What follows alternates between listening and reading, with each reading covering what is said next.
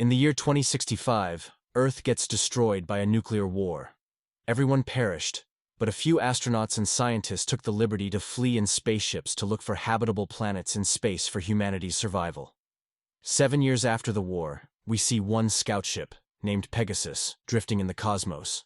The ship is supported by an AI system that's also called Pegasus. Mike, one of the crew members, repairs the ship from outside while quarreling with Pete, another crew member who's guiding Mike. Their argument gets interrupted by their ship captain, John. After Mike finishes repairs, we see Lila, a 6-year-old girl, accompanying Pete in the engine room. Pete loves Lila like his own child and teaches her about the ocean and the coral reef. Other crew members are Dr. Haley and Jerry, who has an infection that he doesn't mention with others. Mike sits down with Jane, their ship pilot. Jane makes a birthday cake for Mike because they are secretly dating. The ship captain, John, meets with Pete, along with Edward, who's the second in charge of the ship. Pete reveals that they are low on oxygen, and they won't be able to make a return trip to Earth if they fail to find a habitable planet. John suggests keeping this information discreet, so no one loses hope and focuses on the mission. John now receives a message from his wife. Melissa was also on a scout ship like Pegasus. Melissa's ship had blown, and this was her last recorded message. She reminds him to complete his mission for humanity, and mentions that she loves him more than anything. Afterwards, the crew eats dinner and discusses the fact that they've found a new planet, but they're not sure if it's habitable or not. To find out, they have to reach out to the planet and send a probe to check for habitability. Later, John re-watches his wife's message and grieves alone, while Pete and Mike watch a classic old movie for entertainment. Haley puts Lila to sleep, but Lila questions her about her parents' deaths. Haley lies to her, stating she doesn't know, but they handed Lila to her so she could protect her. Haley returns to her room, which she shares with Jane. Haley feels guilty lying to Lila about her parents because she is her aunt, and she knows Lila's parents died on Earth. On the other hand, Jerry steals some medicine from the medical vault. Haley now opens up to Jane and mentions having feelings for Pete and wanting to date him. The next morning, Pegasus wakes everyone and informs them of a meeting with the captain. Edward informs them that they are near the planet and they need to search for a breathable atmosphere and water on the planet. The captain delegates the tasks and everyone gets to work. Later, Jerry gets himself checked by Haley, but she finds out that some of the medicines are missing and Jerry is responsible for them, so she scolds him. In the meantime, a drunk Edward approaches Mike, who's watching a movie.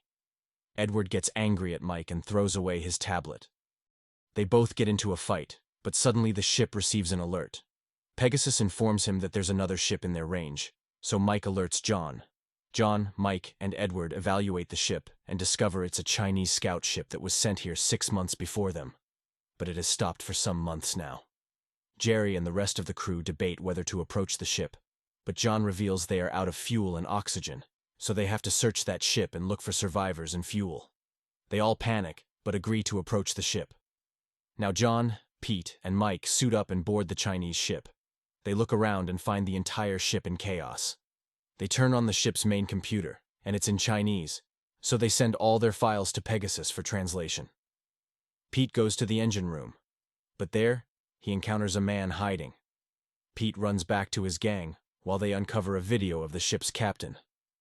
Pete comes running and informs them about another man on the ship. They all team up to check on the ship. They head to the engine room, where a young Chinese boy attacks Mike, so Mike knocks him out with his gun.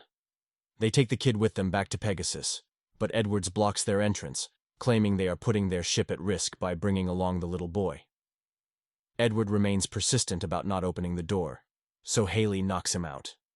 The crew returns to their ship, but now Jerry is infuriated by letting in the little Chinese boy.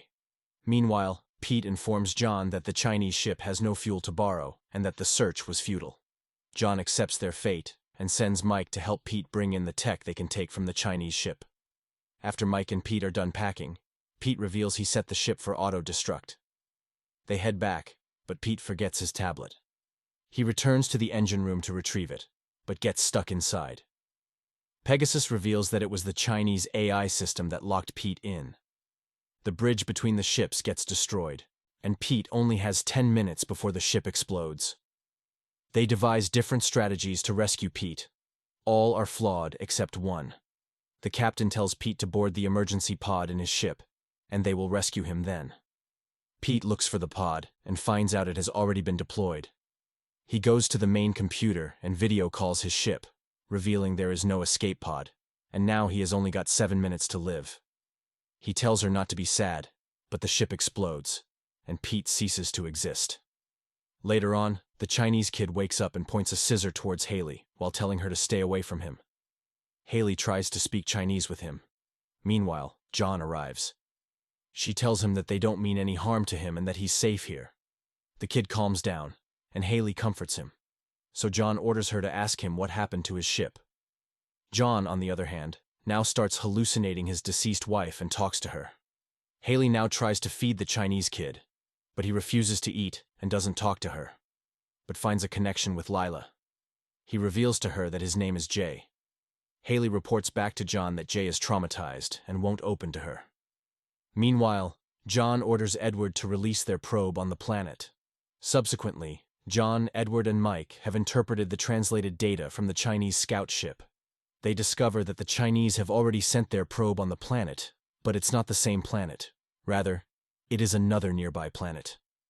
This meant that John and his crew had two options for settling. At night, Edward and Mike get drunk.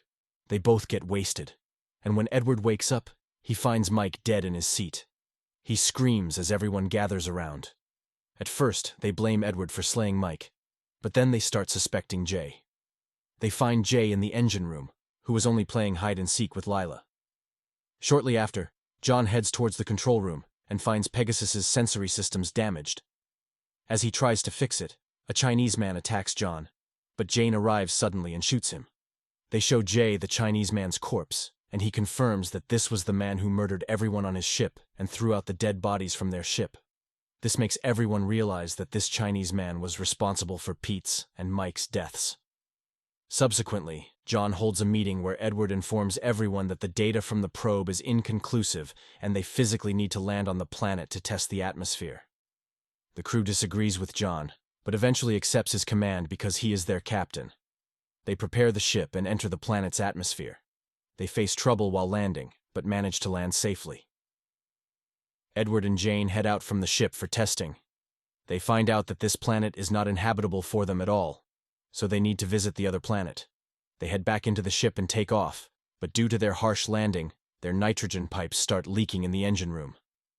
Edward searches for a tape to fix it and finds the tape in Jerry's room. He also finds a blade with blood on it, indicating Jerry executed Mike. He still runs off with the tape and fixes the nitrogen leak, but Jerry approaches him and stabs him in the stomach. Jerry now approaches John and informs him that Edward is dead, and he witnessed the Chinese kid doing it. John gets serious now and takes a gun with him to put an end to Jay. He goes to the medical room and finds Jay tied to the table, realizing Jerry killed Mike and Edward. Meanwhile, Jerry heads to the engine room to finish off Haley, but John arrives to stop him. Unfortunately, Jerry holds Haley hostage, but she compels John to save the kids. John goes to the kids while Jerry takes Haley to Jane and slits her throat.